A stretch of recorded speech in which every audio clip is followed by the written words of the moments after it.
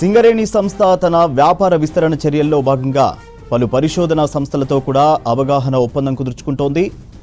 నాగపూర్ కేంద్రంగా పనిచేస్తున్న కేంద్ర గనుల శాఖ అనుబంధ స్వతంత్ర పరిశోధన సంస్థ అయిన Jawaharlal Nehru aluminium research development and design సెంటర్తో కీలక ఒప్పందం చేసుకుంది.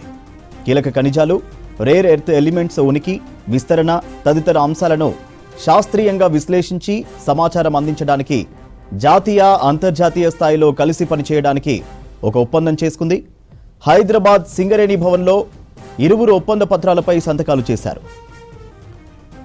సింగరేణి సంస్థ పెద్ద ఎత్తున దేశ విదేశాల్లో వ్యాపార విస్తరణ చర్యలు చేపట్టాలని నిర్ణయించిందని, వీటిలో కీలక ఖనిజాలు, రేర్ ఎర్త్ ఎలిమెంట్స్ పైన ప్రత్యేక దృష్టి సారించిందని తెలిపారు సింగరేణి సీఎండీ.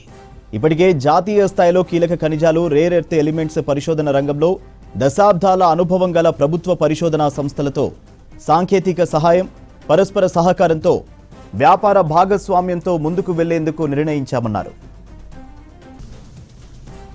దేశంలోనే కాక విదేశాలలో కూడా సింగరేణి సంస్థ రేర్ ఎర్త్ ఎలిమెంట్స్ రంగంలోకి ప్రవేశిస్తున్న నేపథ్యంలో ఆయా ప్రాంతాలలో పరిశోధనలకు, ఖనిజాల ఉనికి తదితర అంశాలు ఖచ్చితంగా నిర్ధారించుకోవడానికి ఈ పరిశోధన సంస్థ సహకారాన్ని తీసుకుంటామన్నారు.